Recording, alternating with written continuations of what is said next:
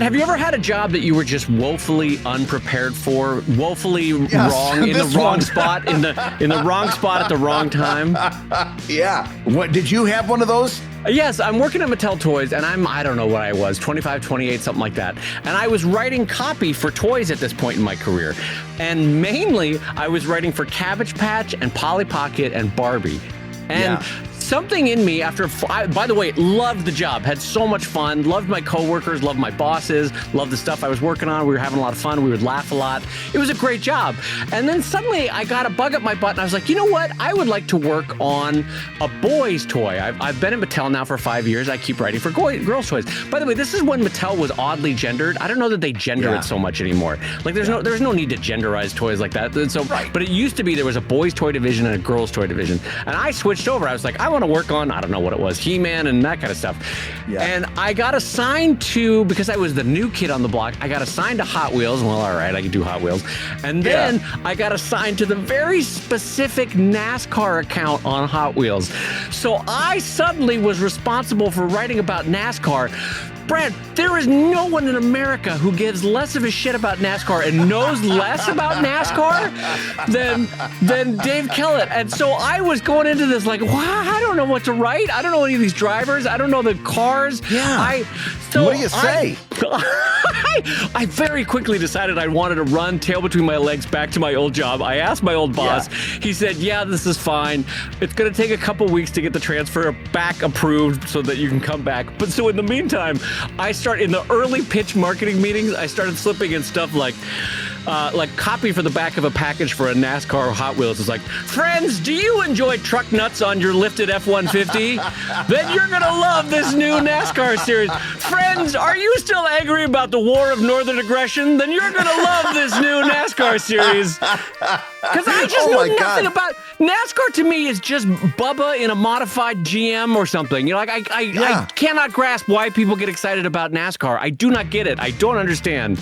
Although I do love the idea of truck nuts for a Matchbox car. That, I mean, little ball bearings, that would be amazing. Little tiny, and do little that. Does the Matchbox car, if you flick it with your finger, does it go bugga?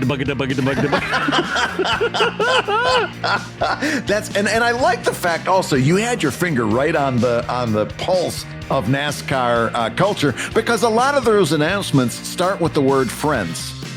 All of them, they all say, friends, would you like to hear about some NASCAR? They all start with the word friends. It's wonderful. I cannot emphasize enough how tone imperfect I was for writing NASCAR.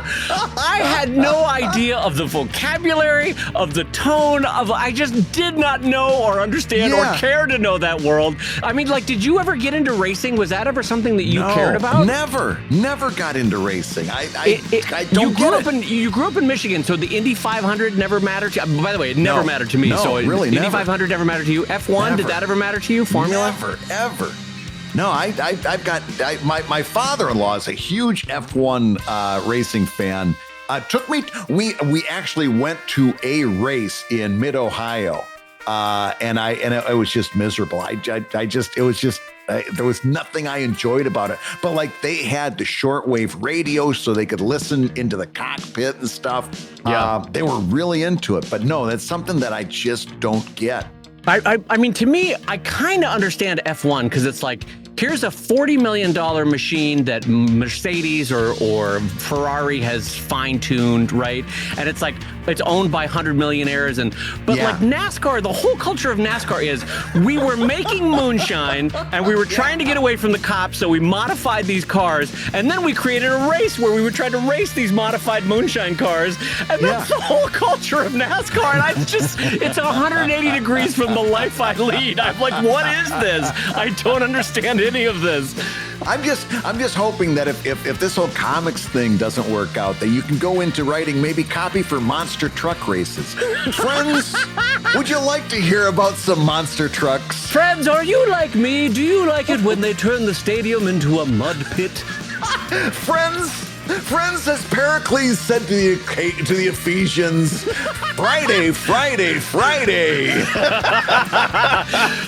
Friends, I invite one. Sunday, Sunday, Sunday. We're going to turn the stadium into a mud pit. And on that note, I'm going to say hello, everybody, and welcome to ComicLab, the show about Dave inappropriately being assigned to write NASCAR and making comics. And friends making a living from comics. I'm Brad Geiger, the author of the Webcomics Handbook and the creator of Evil Inc.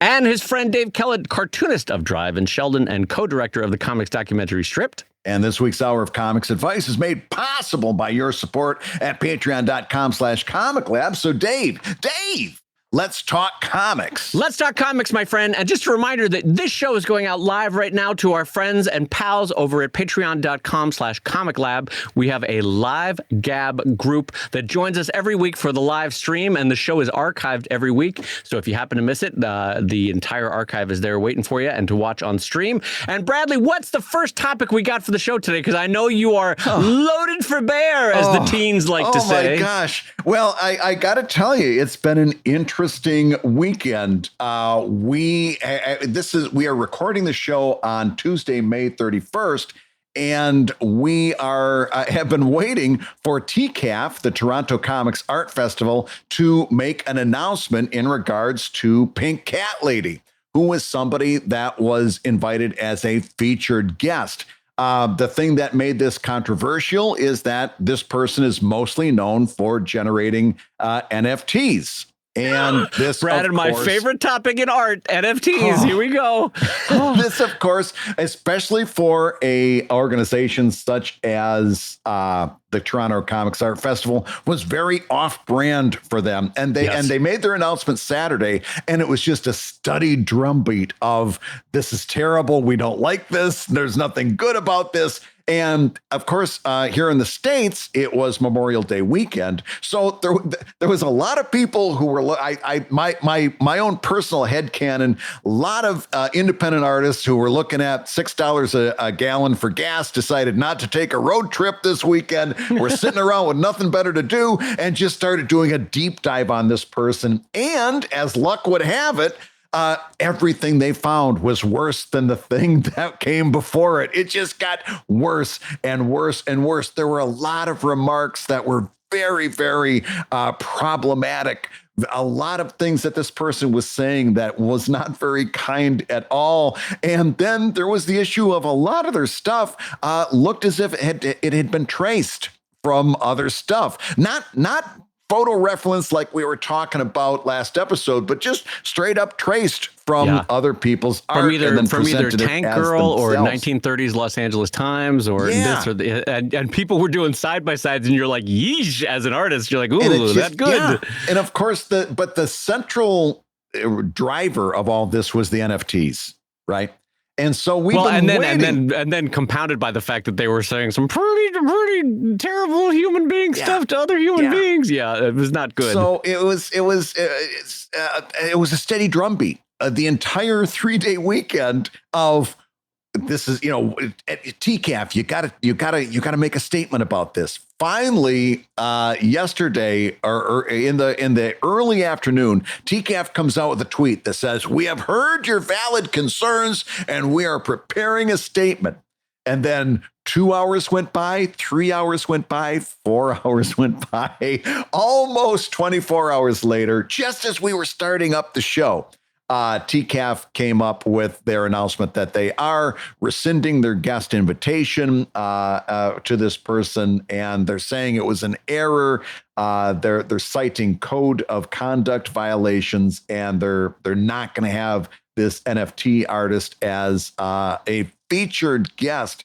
This is, by the way, after a couple of pretty big names pulled out of the show, said, I'm not going. I'm not going. Yeah. So the question I have for you, Dave Kellett, because this one particular artist, I don't know that it's that we get much out of, like, doing anything more than what Twitter has been doing to them for 3 straight days. I think there's a bigger issue here. And it is this question I have for you. How do comics companies, comics organizations, comics organizers, how do they keep stepping on the same landmine? And that is the toxic brand of NFTs. It's happened to Image Comics. It's happened to Gumroad. It's happening right now to TCAF. How do we keep seeing these people who are supposedly pretty well-versed, well-connected into the comics community? How do they keep stepping on the same landmine? Well, I personally, Brad, think that it speaks to the power of really expensive marketing and advertising pushes by the venture capital behind a lot of NFTs. Because remember, in my formulation of what NFTs are, it's 100 millionaires, whether it be BlackRock or a venture capital company or CAA, Creative Arts Agency in Los Angeles, paying 10 millionaires like hosts of The Tonight Show or B-level actors or sometimes even A-level actors to promote NFTs, to get people that are basically not able to invest to throw money at NFTs, like and in the worst possible investment they could make. So it's 100 millionaires hiring 10 millionaires to tell you to buy to people that shouldn't be investing to invest in NFTs, and it's just a fucking train wreck. It's one of a long series of historical places where you can just see the people that are immorally going after people that should not be investing, but should not be putting their money towards something that is not going to work. It's a house of cards. It's already falling apart, and the fact that they're still pushing it is, and this is part of the broader crypto picture. But there are people that have this kind of like get rich quick kind of a feeling, which is so rarely how investing works. You know what I mean? Investing is a long haul game. It's extra money that you have that you can set aside that's growing somewhere between 1 and, if you're lucky, 5-7% a year. It's not something that's going to grow 5,000% a year. I mean, that's how you know you're in some kind of a thing that's a little bit like the tulip scandal of the 15th, 16th, 17th century there.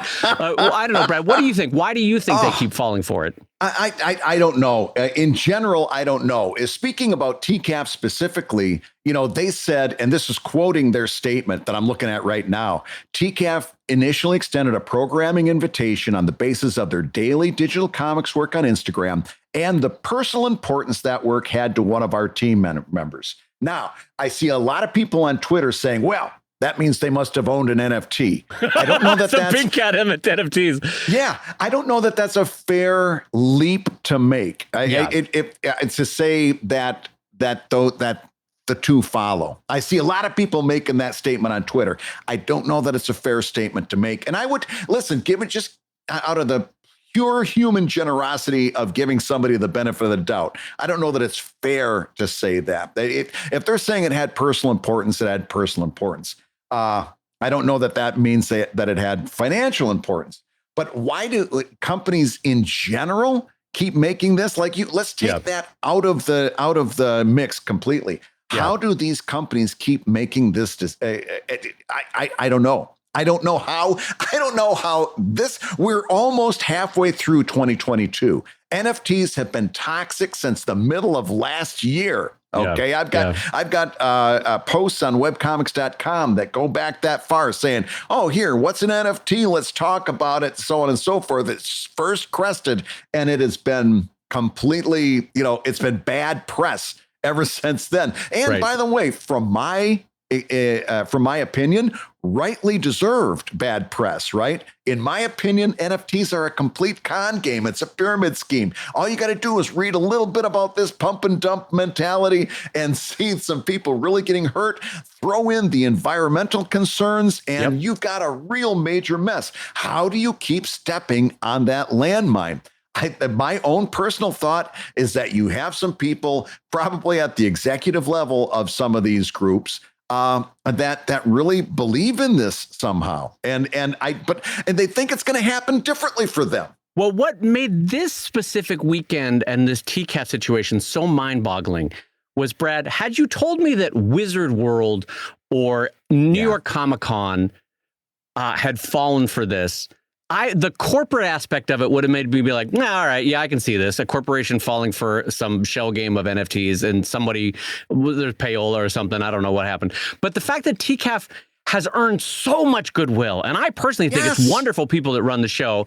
And it's on a volunteer basis for a lot of those folks.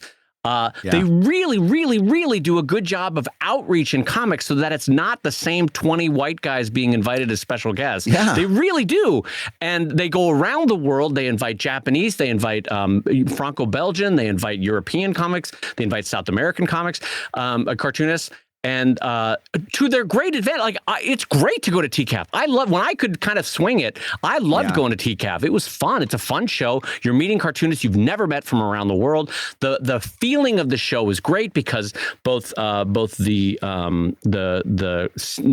local government, the regional government financially supports it, so it's a free show to walk into, and everyone, all the staff of the Beguiling, which is the comic book shop that runs it, and their volunteers do a great job. It's a really warm, welcoming show.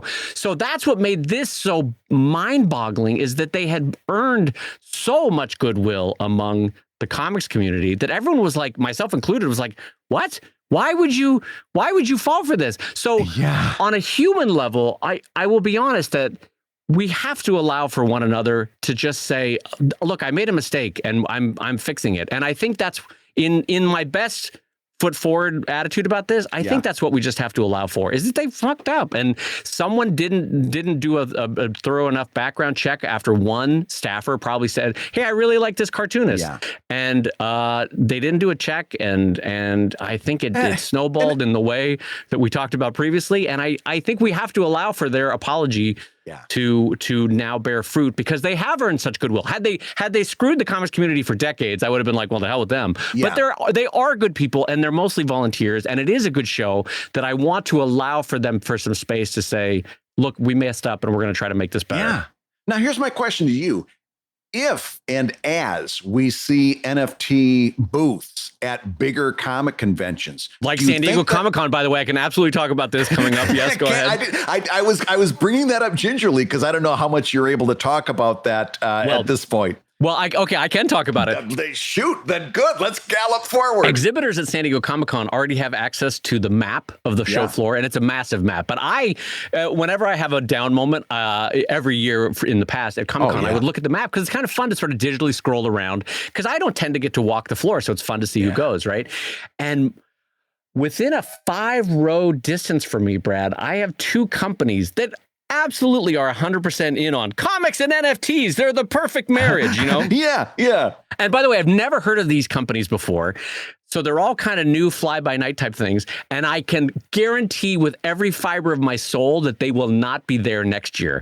But they're there this year, and they've already paid for the booth, and it's NFTs and comics, and I don't know what they're going to do at Comic-Con. Like, are you going to be given a chance to buy an NFT of something on the show floor, I guess?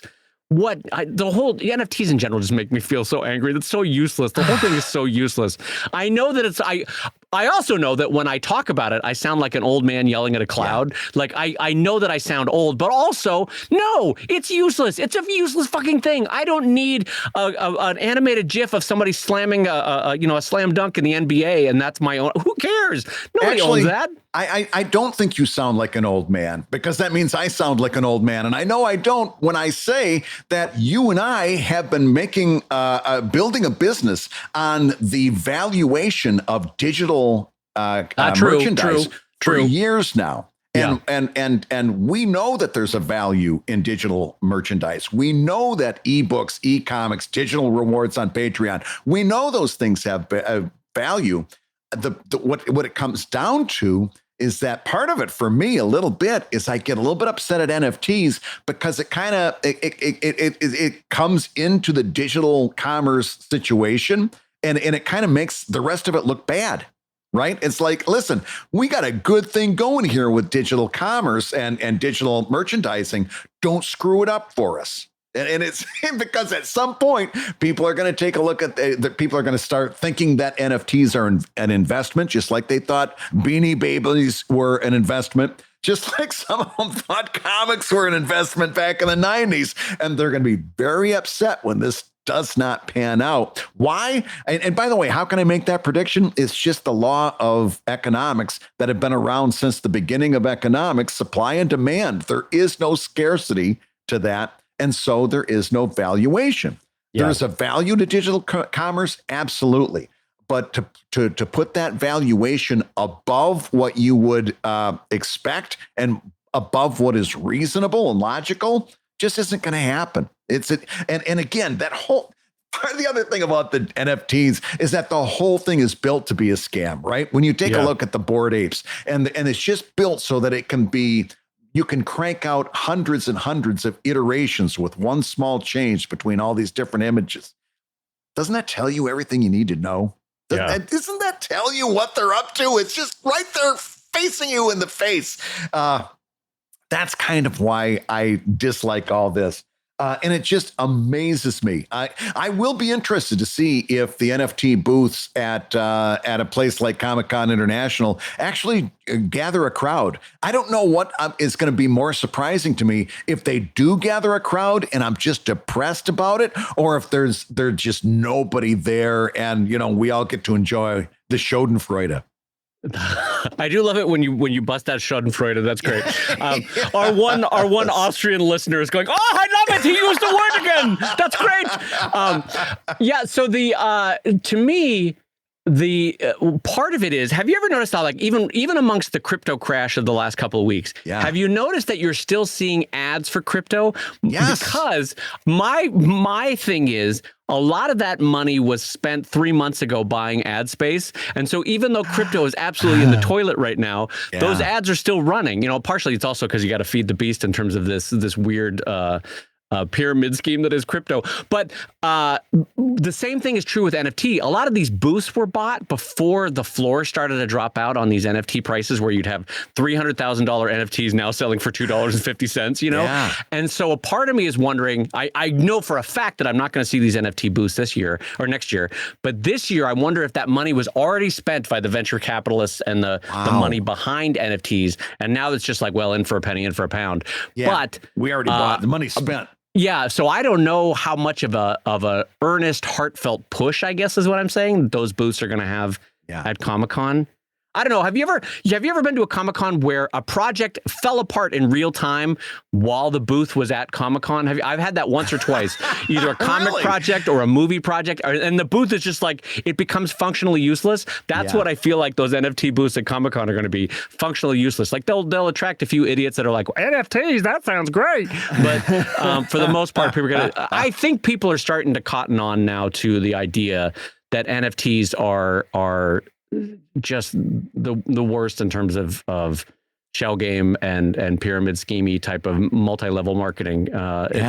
It's just, the whole thing makes me sad. It makes me sad because there's some good artists that are hard up for new income streams. That got excited and unfortunately, this is where that same marketing and advertising money that those venture capitalists poured into NFTs can have a bad influence on the world. It's not only fooled corporations, it's not only fooled Comic-Cons, it's fooled a lot of fellow artists that are like, I'm going to try it. I'm going to do these NFTs. And it's like, no, read the writing on the wall. It's just, it is not worth your time, your investment, your money, your eyeballs, or your moral turpitude. That was the most insidious thing about NFTs for me. Was that every time you saw somebody who was doing great with NFTs, the art was always horrible, right? Yes. Yeah. And I really started to feel like that was a feature and not a bug. In other words, the whole idea was people who actually could do good art was supposed to look at that and say, well, if that made $1,000, I could make $10,000. You know what I mean? Yeah. It really felt like it was part of what was going on there, is that every time you saw an NFT that was supposedly sold for, huge amounts of money that may or may not have existed by the next day, it was all terrible art. It was always terrible art. And that bugged me. That bugged me. Yeah. But it also, part of this speaks to, not to belabor the point, but part of this speaks to the fact that it's hard to make a living at comics, even among traditional big two cartoonists. So when somebody like Substack comes along and says, here's $150,000, or a company comes along to artists that I know and approaches them and say, here's X amount of dollars if you do NFTs, you jump at it because it's a hard way to make a living cartooning, you know? Yeah. But it's a bummer. It is a tremendous bummer that this has suckered in more than a few companies, more than a few people, and I look forward to the end of it. Hey, if you're listening while you work, take a minute to stand and stretch. And while you're doing that, we're going to tell you why you should join us on Patreon. When you do, you're going to get hours and hours of podcasts that we've recorded just for backers. And exclusive Patreon posts that go even deeper on ComicLab topics. And access to our exclusive Discord server, which is a thriving community of professional cartoonists. So you can support the show you love and get tons of actionable resources for your own cartooning. And listen, if you can't swing a pledge this month, we get it.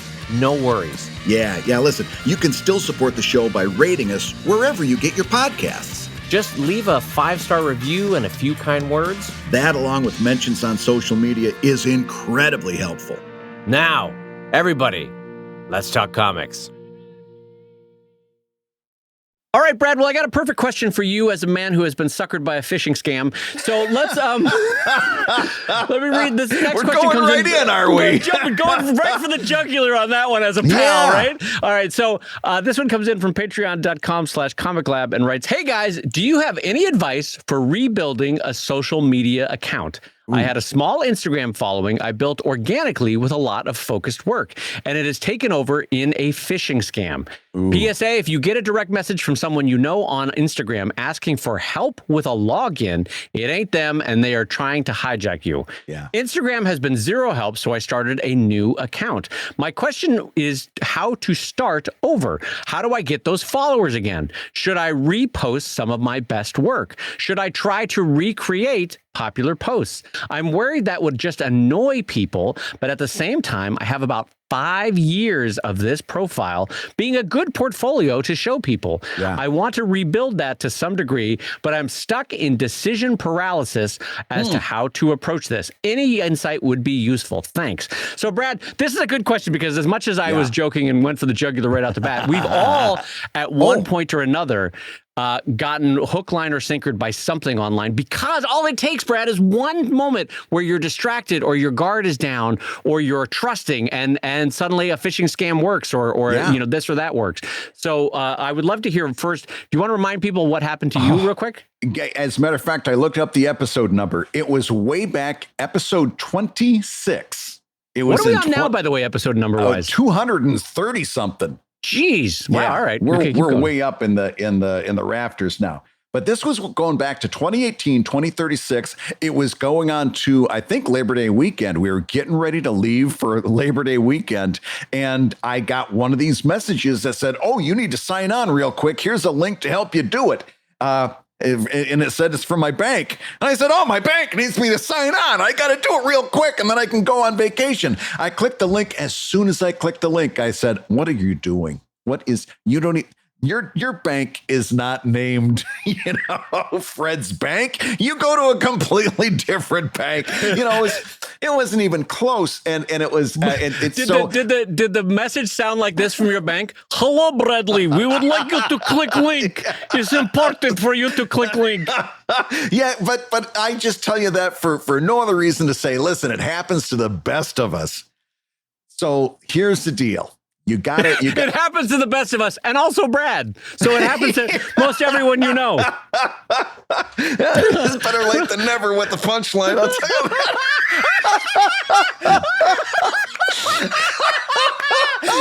Dave Kelly with the pro-level timing on that. I just served it up to you on a silver platter and going, "You're not going to dunk on that? Okay, you know I'm not going to set you up anymore." You set up you set up the shot perfectly, and you could hear my footsteps running down the hall towards the microphone. Oh, and also Brad Geiger. The best of us, and also Brad Geiger. Oh, God. Oh, my God. Boy, we may not make it to 240, I'll tell you that much. So, yeah, here's the deal. It does happen. Oh, and by the way, that PSA, thank you for saying that. I don't know whether this is happening to you, Dave. I've dealt with this about 3 or 4 times now, where somebody starts DMing me who's never DM'd me before and saying, "Hey, and they start out trying to make a conversation and everything." Mm-hmm. And I'm like, "I'm not talking to this guy. When have I ever DM'd this guy?" And then you go, what I've done a couple times is if it's on Facebook, I go over and find him on Instagram, or I go over and find him on Twitter. And I say, "Hey, I'm getting weird messages from you. Do you know anything about it?" And they go, "Oh, yeah, I was hijacked." And it's like, this is happening a lot. Oh, so wow. It's an important bit. So here's where my life strategy of being both antisocial and not liking to talk to people really has paid off in wonderful ways in my life. Because anytime even Brad messages me, I'm like, nah, do I want to respond? I don't know. Really want to take this I direct talk to him message? once a week at the podcast. Do we need? I'll talk to him too then. much as it is.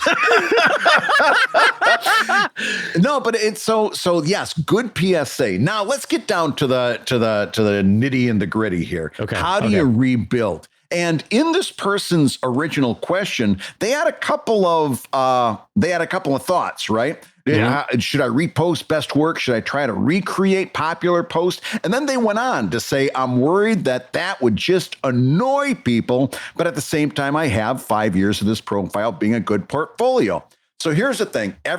All of your instincts are right. You repost old work. Absolutely, you do. You try to recreate those posts that were particularly strong. Of course you do. Yep. The only thing I want to get into your head is that one part where you said, I don't want to annoy people. I need you to pump the brakes for me a little bit there. Nobody ever succeeded at social media worrying about whether they were annoying people. Right. In fact, if you notice, the people that succeed the most on social media are kind of the most annoying people that are out there. They're not spending any time losing sleep over whether they're being annoying. And if you talk to, you're probably one of them. That if you talk to any artist on social media about the algorithm, the first thing they're going to tell you is that not all of their messages are getting out there, right? And that's the first thing they're going to say. Well, and one thing that I want to jump in to say is it's a slight differentiation from what Brad just said, and I agree, is that you can't worry about being annoying, but also you can't worry about being annoying because remember, these are people that chose to follow you. They're actively saying they want more of you in their life. So it's not like you're a cold call salesperson going up to someone's house going, ding dong, hey, you want to buy a Fuller brush? You're boy, what a reference. I just made a Fuller brush reference. Wow. Talk about something that nobody on the podcast. Am I 110 years old? Jeez Louise, a Fuller brush reference. The Fuller brush man. For people overseas, okay, there used to be door-to-door salespeople in the U.S. and one of the more famous ones in like the 30s and 40s was the Fuller Brush Company, and they would come up and try to sell you brushes. What the hell kind of a reference was that? Why did I bring that anyway? You could update 10 years and still be with buggy whips.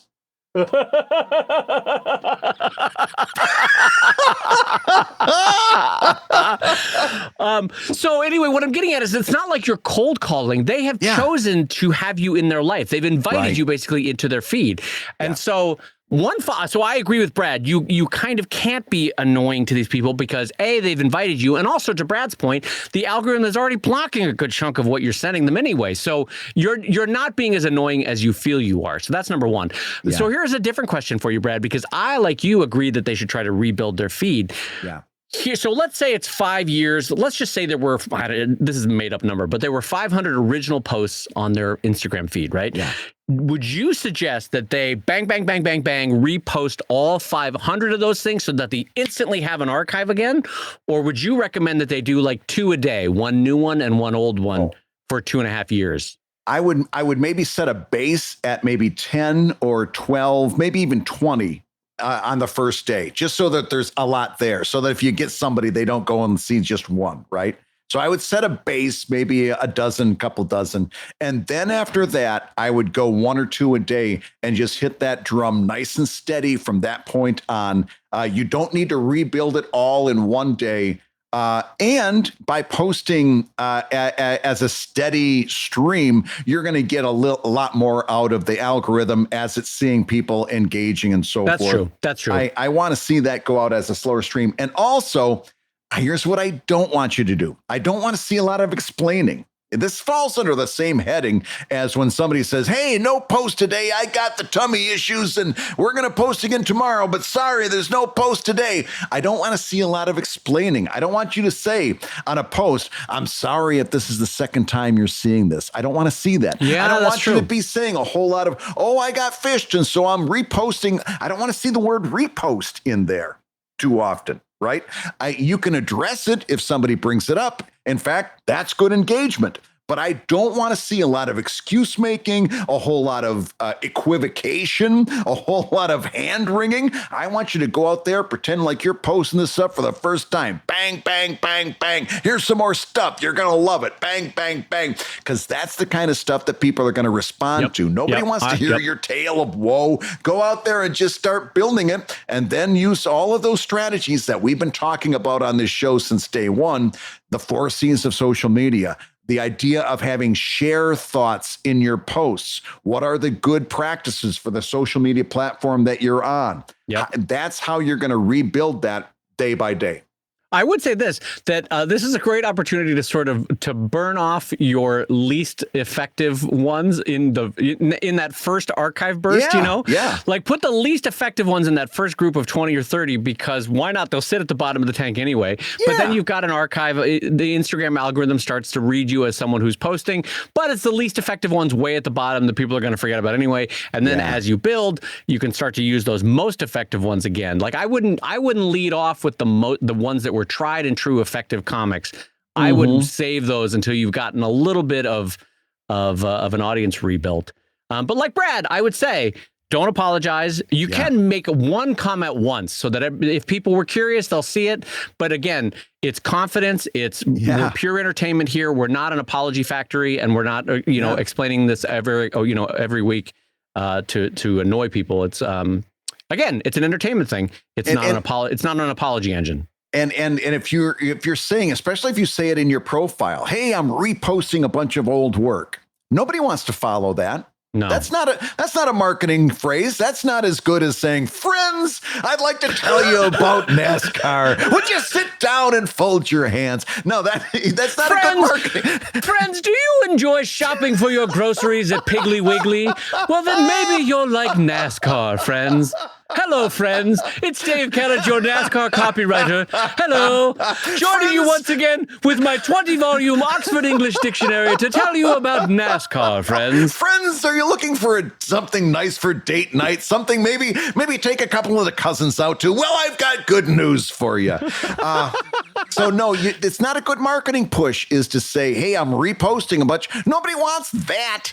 Well, they want to see good stuff. And again, it's also a little bit, for me, it's a little bit cocky to think that people have memorized all my old stuff and they're going to say, oh, I've seen this before. Out of all the stuff they're seeing, out of all the stuff they're scrolling, they're actually going to sit there and say, oh, yeah, and if they do, great. Fantastic. I can't imagine anybody's going to have a problem with it either, So don't get into your head on this. You can do yourself a lot of disservice by getting too much wrapped up into your own insecurities. Go out there, start building. Here's the thing that I want you to do. You have an opportunity here. This is not a problem. This is an opportunity. You've got a whole metric ton of content and a social media platform to build. Most of us are building social media these days with the stuff that we're doing right now. And by the way, I think you should be posting reruns and old work on social media as well. Because again, social media doesn't necessarily reward creativity. It rewards frequency and consistency. So we could all be taking a page out of this, but you've got a particular advantage. You've got a whole bunch of content just waiting to schedule out and drip out into social media. You are in a great position, my friend. This is wonderful. You can plan it out. You can take a little time with it. You can schedule it. You can find out what times work best for you. And you don't have to worry about coming up with new content. You've got a bucket full of it sitting right there. You have a fantastic position to deal from. Don't look at this like a problem. This is an absolute beautiful opportunity. Well, and then I know that I am a squeaky wheel about this with Instagram, but the one thing that I noticed, and I couldn't help but notice this in this question, is they said, I want to rebuild it for my portfolio. Yeah. They did not say, I want to rebuild it as a source of income that I have lost. Because again, I just want to say this to the world. I am not sure that Instagram is doing us any favors as cartoonists, as an income source or a leg under our table for our careers. It's sort of I'd be curious to see as a cartoonist, since you have been hacked, has there been any difference in your income stream for your cartooning? That you went from 5 years of work on Instagram to nothing? Or if you do an introspective look at it, is it really just the ego hit of, I don't have those followers anymore, and that's making me sad? Or is it the financial hit of, no, that was bringing me in income and I'm sad about that? Because I say this as someone for whom I have a very large following on Instagram, I would think, but it doesn't do anything for me. And I think more of us, if we're being quietly truthful about it, would admit the same thing.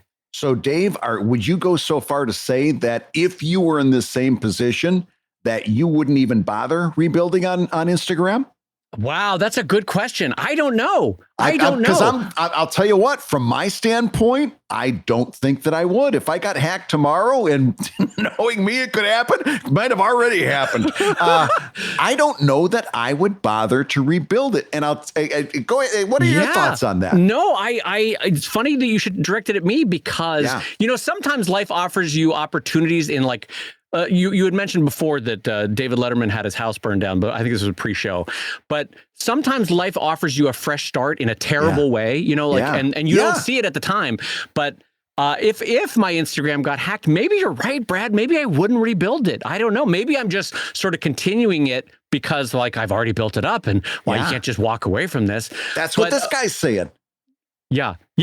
And so I don't know. That's a really good question, Brad. A really good question. Yeah, because and listen, I'll be the first to admit it's an easier decision for me because I think I've got about 5,000, 3,000 followers on Instagram. It's not an impressive number if you get into numbers. Of course, remember, what do I always tell you? You don't measure you don't measure people on social media. You measure passion. Okay, I've got 2,400 followers on Instagram. Not exactly tearing up the pea patch. You've got like 40,000. Tearing up the what? The pea patch? Tearing up the pea patch. You've never heard that? That was a baseball announcer phrase. Tearing up the pea patch. What a great phrase. You've got 40,000. 40,000. You've got 40,000. So you've got, doing Geiger math, you've got about 20 times more than I've got, right? Yes. Did I do that right? Can you check? Can somebody check me on that, please, with the calculator? You've got 20 times more than I've got. It's going to be a more difficult decision than you. I can throw away 2,000 easily.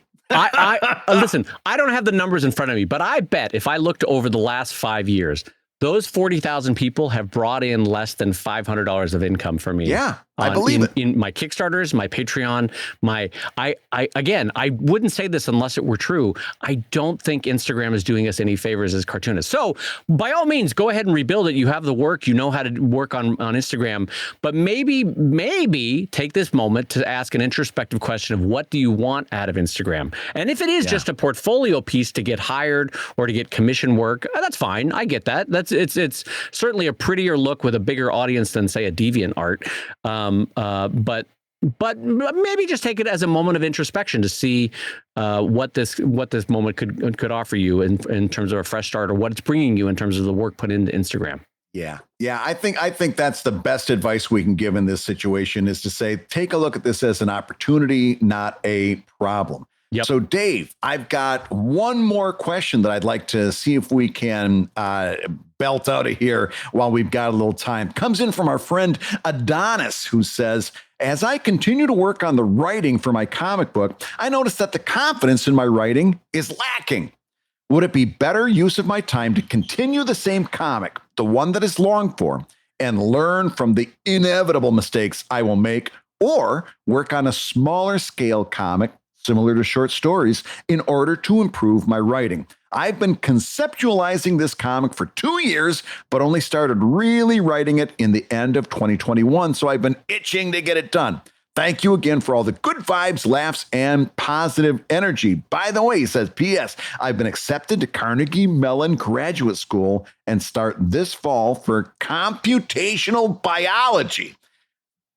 That's kind of impressive. I wrote a while back about taking the time invested for school and comics, and the advice you guys gave me helped me to decide graduate school. But comic book creation continues to be a passion.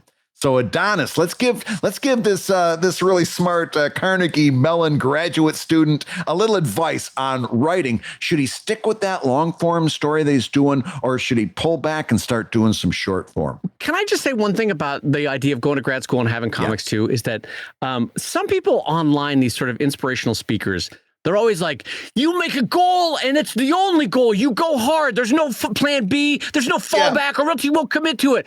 And I'm always like, it's your life. Have a fucking plan B. You know what I mean? Like, there's nothing wrong with going hard on art and like trying to make a career in art, but also having a responsible plan B. I never understand this. You only have a plan A. You never have a plan B. To me, that feels like woefully irresponsible.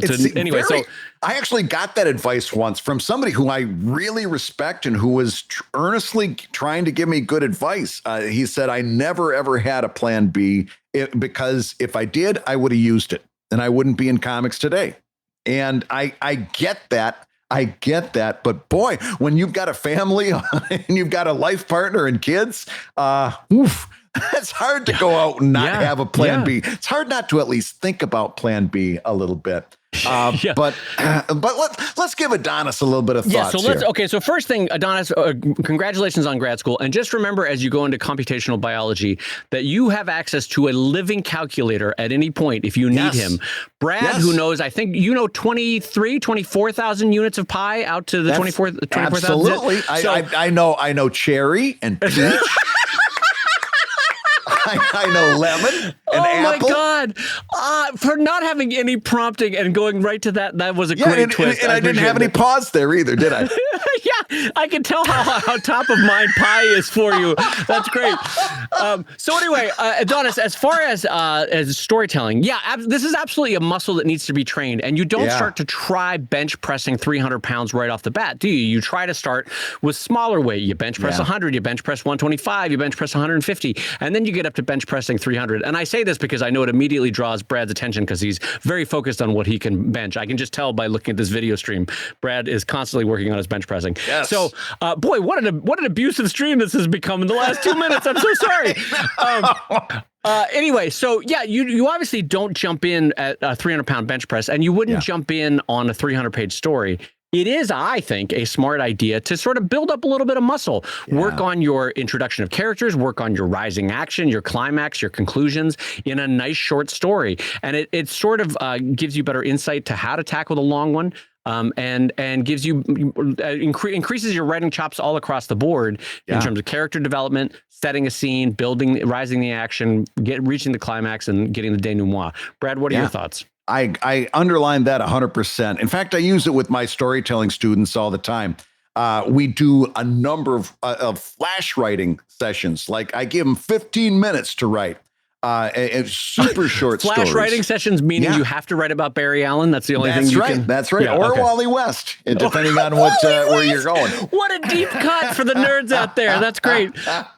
Some of the older students like to do Jay Garrick, but we try not to get too far into that. By the way, when I make a joke about a deep cut, all you need to remind me is that I mentioned the Fuller Brush Company, Brad, on the podcast. That's all you need to do.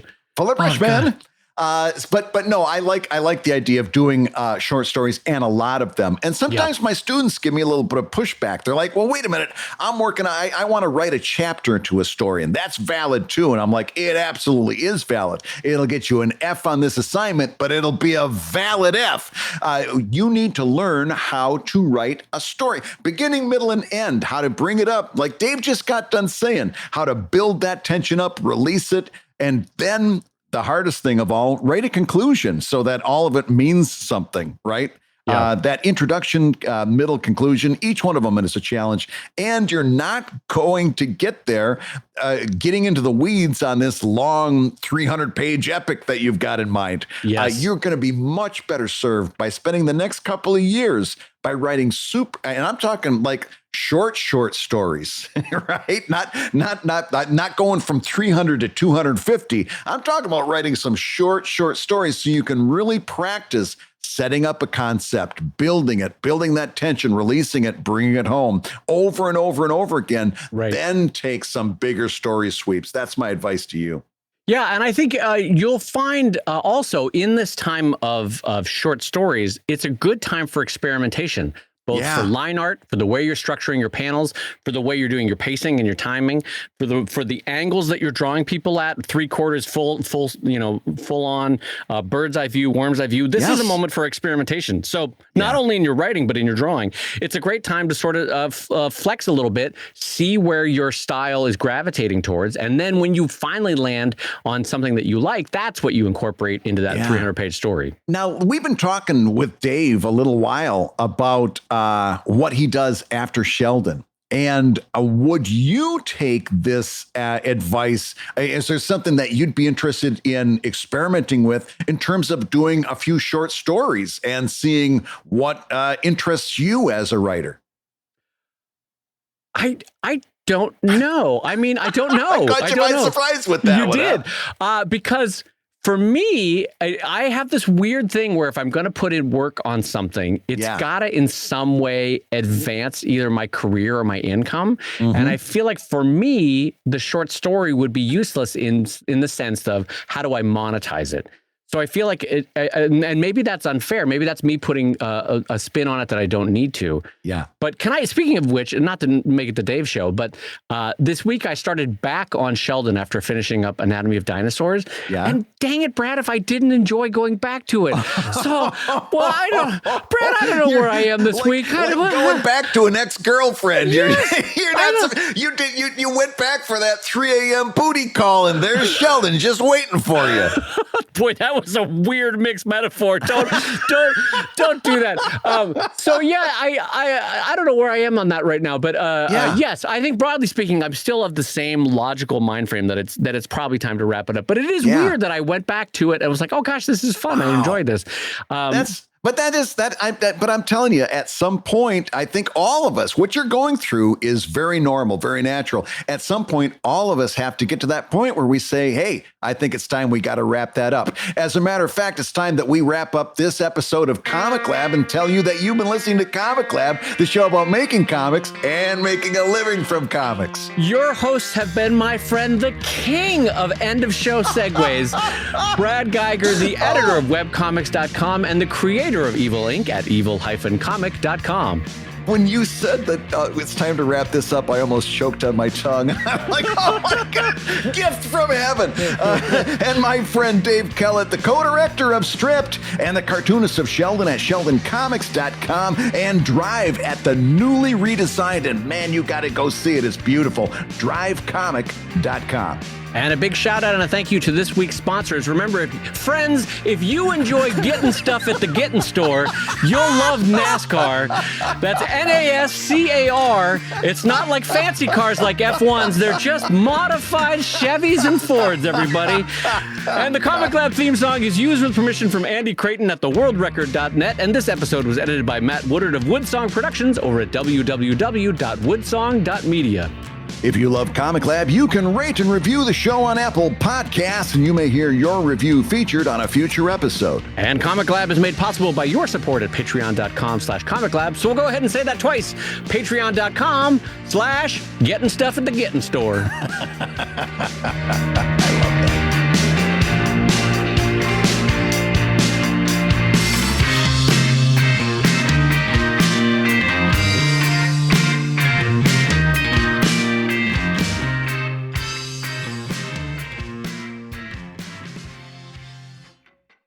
Ding dong, Fuller Brush Man. I haven't thought about Fuller brushes for decades. You guys are still going door to door selling physical brushes? Well, in Dave Kellett's brain, we are, yes.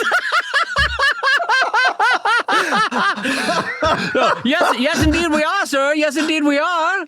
Or did you recently switch to digital brushes? I wonder. Maybe that's a recent switch that you made that a comedy premise could happen over. God damn it. All right, let's start over again. I didn't know where you were going with this. All right, let's start over again. Maybe there's a comedy premise here. Maybe you're the freaking comedy premise that we established not 2 seconds ago. God damn it, Dave Kellett, king of jokes over here. Lord above. I'm available for booking at any fine institution. I'm available for parties. Oh, Lord. All right.